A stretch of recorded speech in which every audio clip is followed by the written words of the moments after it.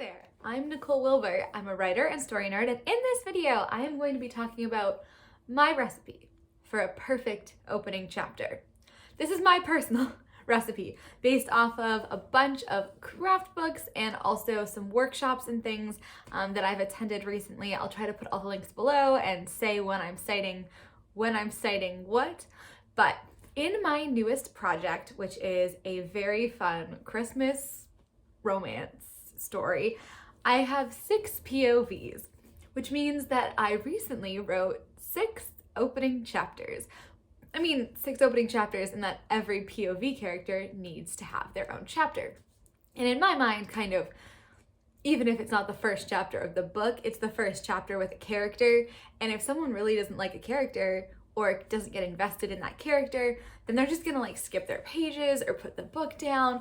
Like, you are really starting your book 6 times.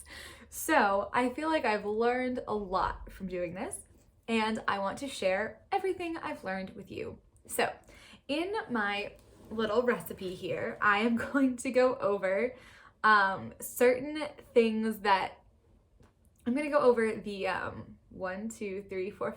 the 5 elements that I think make you need to have in a first chapter for it to work. I'm going to talk about the goals of a first chapter, and then I'm going to talk about 5, 6, something like that, mistakes that I've made in my first chapters before. None of this is ever prescriptive advice. I'm just trying to apply what I've learned and share it. So, take it with a grain of salt. Let me know what you think a good first chapter should do. But let's get into this. So, in my recipe, to have a good first chapter that hooks readers, these are the things that you need, or that I need anyways. The POV character needs to have an in-scene goal that is clear and concrete. Some of my in-scene opening goals include wanting to get a look at something early from a teacher, pulling a prank, trying to get your crush, trying to spend time with your crush when like school's gonna be out for winter break and like navigating that, things like that. So everything from small, which is what does one girl want to do? She wants to start a rehearsal and get off going on like her big overall story goal. Someone else just wants to, maneuver to ask their friend to hang out. Like, these go from big to small, but they need to have an in-scene goal. The POV character, number 2, also needs a belief. Like, they need to believe something is true, preferably related to their goal. And this could be related to their overall misbelief within the whole story. So for example, my very first opening chapter of the story, I have one character who needs to kind of go and get something from a teacher early.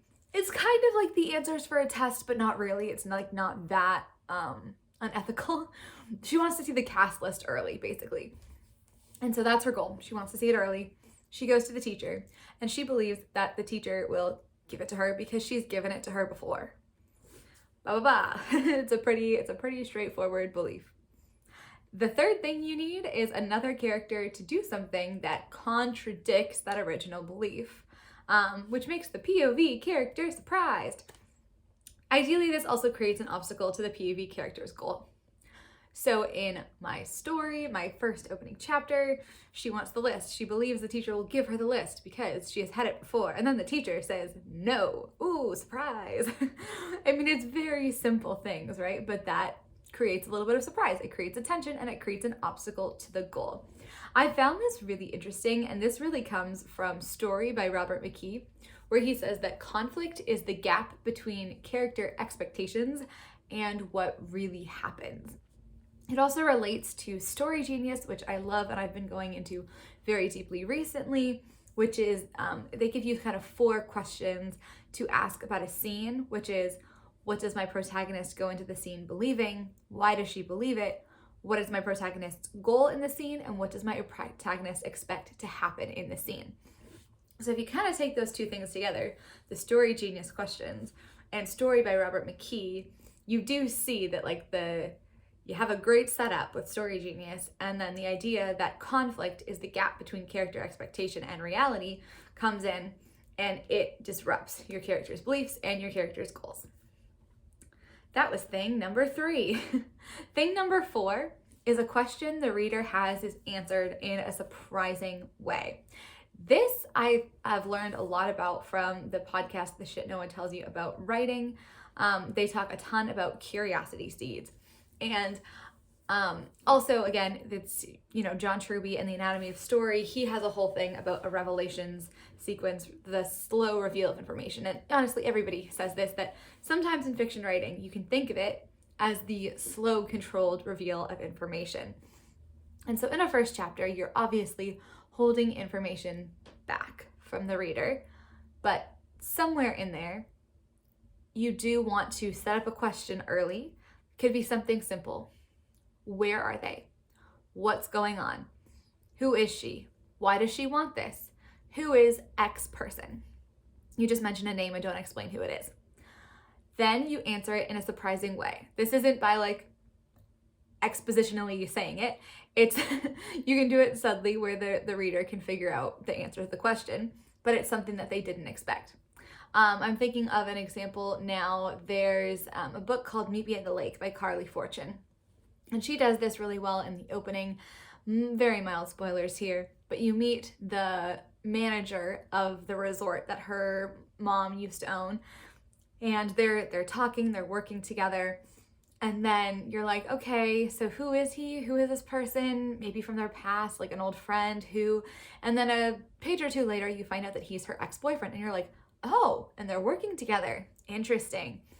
And she does it in a really interesting way. She says, there should be a law against exes working together. Beautiful. Answered question in a surprising way.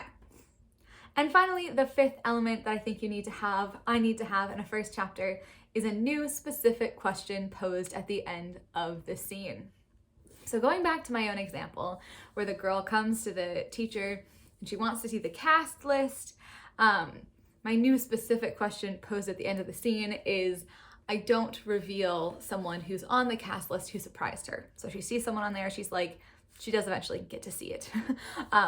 And she's like, who is this person? And it leaves you with a new question.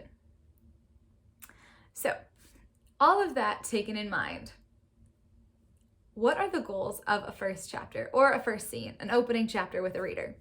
And a lot of these I also got from The Shit No One Tells You About Writing and various workshops from Carly and Cece. The goals of a first chapter, we usually as writers go into it thinking, I need to set all of these things up. Everyone needs to understand what's going on so I can start my story. I have learned that that is maybe the wrong way to think about things. The goals of a first chapter are to entertain, to make the reader curious, primarily. That's an interesting first one, Because usually when you think of a first chapter, we sit down and we're like, how do I set everything up? But it really is about entertaining the reader. I have a note on that. There's an asterisk with that. But it's about entertaining the reader. We want them to be invested. We want them to wonder what's going on. And we want to make the reader curious about what's going to happen next, curious about who these people are, curious about how certain things are going to connect. The third goal of a chapter is to get the readers to connect with the main character, to empathize and start investing.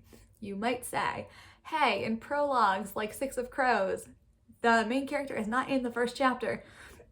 Fair enough.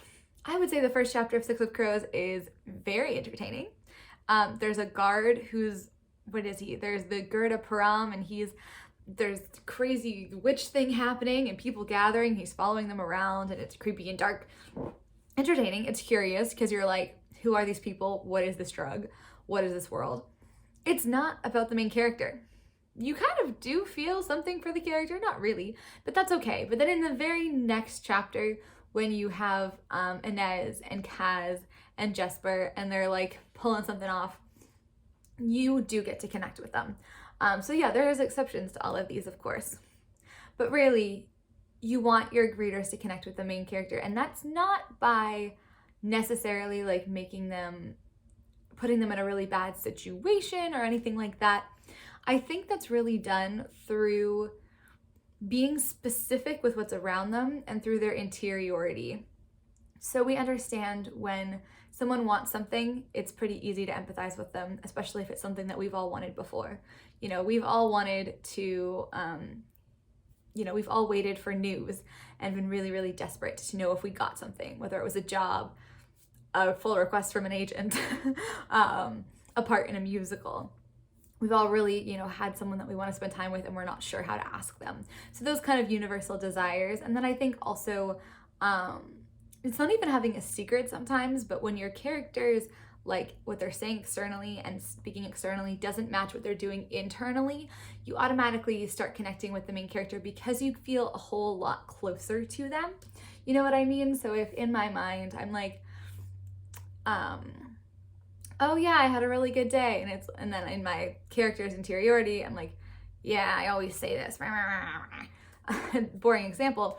But you're like, oh, I'm being let into this person's thoughts. And so you automatically start investing even more.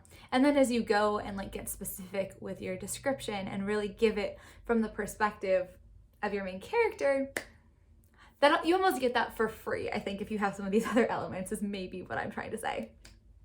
And the fourth goal of the first chapter is to show agents and editors that you know how to write. So that is why you are wanting to do, dialogue, description, emotion, interiority, and action all in that first chapter.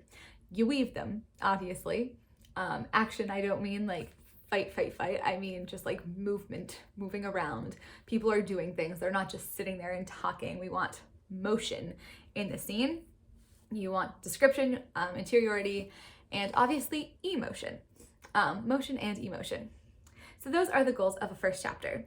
If I seem to be going through these things very, very fast, you can find an article version of this video on my Substack. It's NicoleWilbur.substack.com, and I have an article that summarizes all of this for you. It writes out the recipe, and I've tried to make the part at the top, like on a recipe on any website blog thing, there's always like 50 pages of advertisements, and I made this for my nieces and nephews on July 21st, 2011. You're like, oh my God, where's the recipe? I try to keep that short. So anyways, go check that out if you want a text version of that. And now we get into the mistakes that we have in an opening chapter, mistakes that I've made. So the first mistake is you have another character driving the action. I think this can really be helpful, like having a character have a goal. I've always known that this is important, but the more I work on this new book, and it's been a while since I've written a new book, I realize how magical just giving someone a goal is. It truly is, and it helps you avoid so many things. But in some first chapters, and some of mine, the character is going about their daily life. They're having a lovely time. This was some kind of criminal book. My character was rehearsing in a practice room. She was rehearsing on violin, and then Maisie, the criminal, shows up and is like, knock, knock, knock. Hello, I have an adventure for you. Come. And that is not the worst thing in the world, but it is a mistake, because in that case, the person with the strong desire is this secondary character we don't know anything about. It's the herald, the person heralding the news. The story is starting. And it's a lot stronger and helps a lot more with the empathy connection when your main character, your POV character, is driving the action forward and working towards their goal. So if my main character was seeking Maisie out, for example, like she's seeking out the teacher to negotiate to get the cast list, they're driving things forward. And they can come into opposition and have to maneuver, but like they really need the focus on like making things happen. What is it that Carly and Cece say on the Shit No One Tells You About Writing? Protagonists have to have protagonism. They're doing shit, and they better start the story by doing stuff. Even if it's just like they're that same scene where she was rehearsing in a practice room, if she had like really wanted to just go back to rehearsing, that would have even made it better. You know what I mean? Like, I really want to rehearse. It's something she's already doing, so that's not great.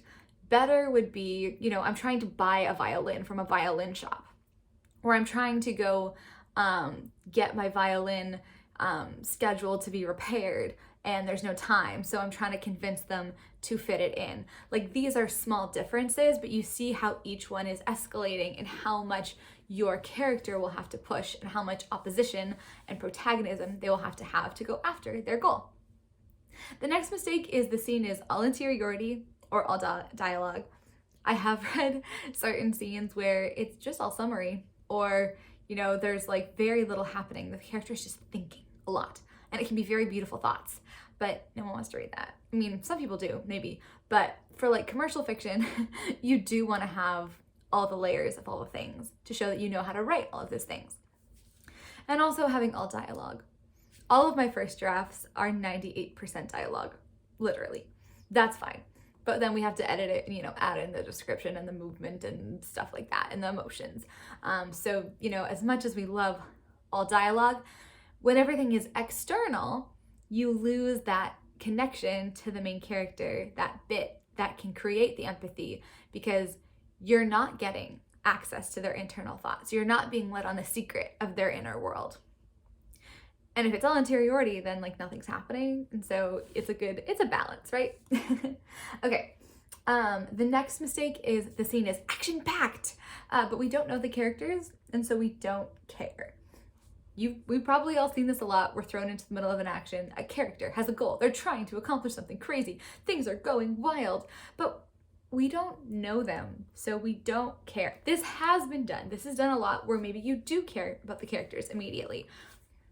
And I think there's certain techniques you can do to create that caring very quickly. But just because someone is in jeopardy, like life-wise, doesn't necessarily mean we care about them.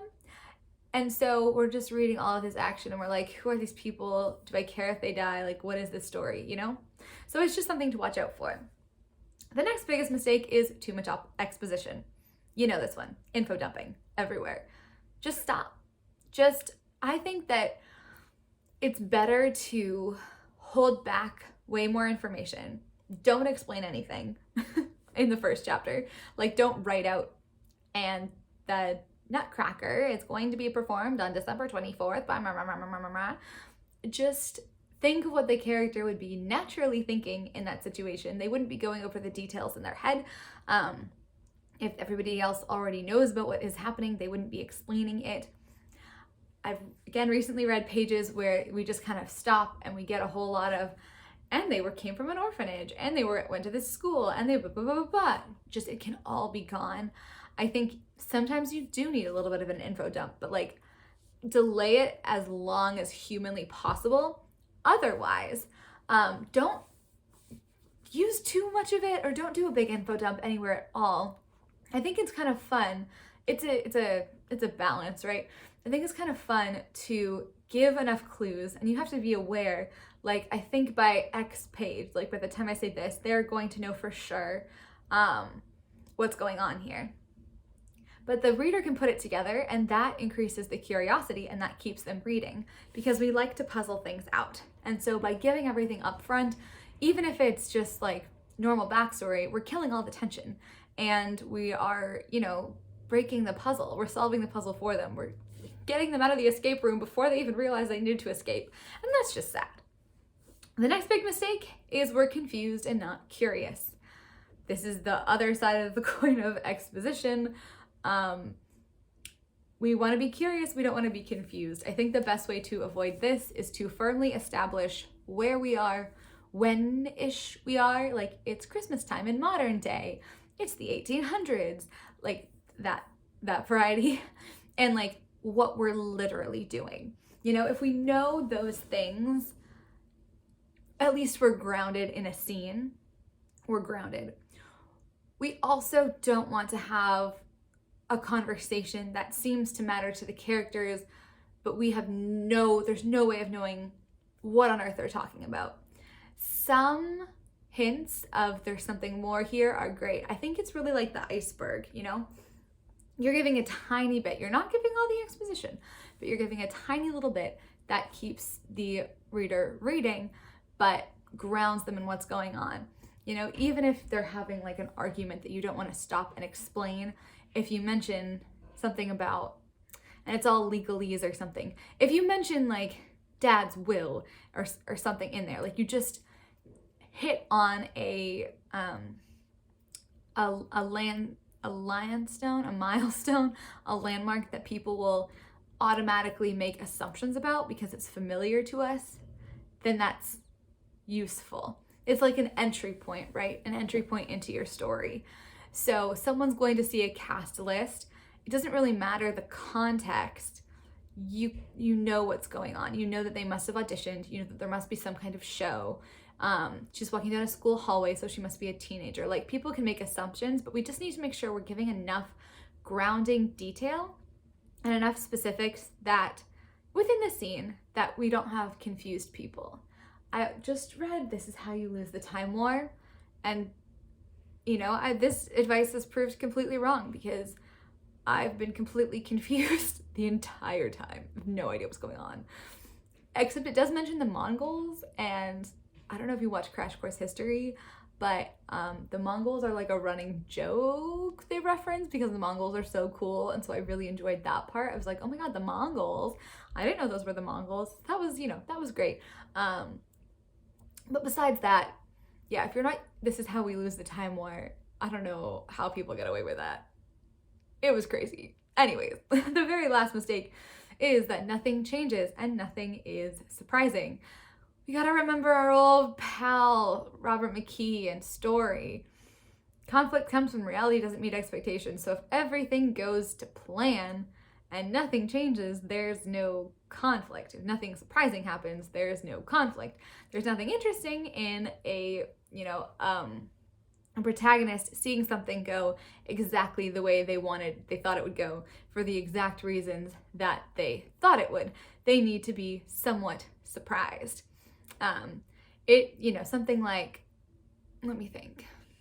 Even if it does go exactly the way they thought it would, it goes for a different reason than they thought it would, or it goes totally off track, or everything goes the way they thought it would, but then the outcome they expected doesn't happen. That surprise for the character, not only for the reader. The character is surprised. That creates conflict that engages us. And we do want to change. We want a shift in the scene, a value shift. And if you know anything, or you're into StoryGrid, how many craft books can I name drop in this video? Let's see. If you do that, your value shift changing, that creates a sense of movement, shows readers that you know what you're doing. And it's interesting because scenes are about change, right? So every scene needs to have something fundamentally change. Whether we go from, not knowing who's on the cast list to knowing, that's a change. That's very small. Whether we go from not wanting to be involved in a production of a musical at all to being involved, whether we go from, stasis to movement, any of these things, we just want to see some change. So that is pretty much everything I know about writing an opening chapter. And I would love to hear your thoughts about it. Have I missed anything? How do you find writing your first chapters? Do you have a formula? Do you plan it? Do you just kind of go? And I'd also be interested in hearing how many times you have rewritten your first chapter, because for the book that I'm querying right now, I swear to God, I wrote like 52. It was more like 13. 13 different openings. So many. But I finally got one that seems to be working okay. So yeah. Thank you so much for watching. I'm Nicole Wilbur. You can, hit the like button, do all of that stuff if you enjoyed this video. It's helpful for me to know. And thank you so much for watching. I will see you next time. Bye-bye.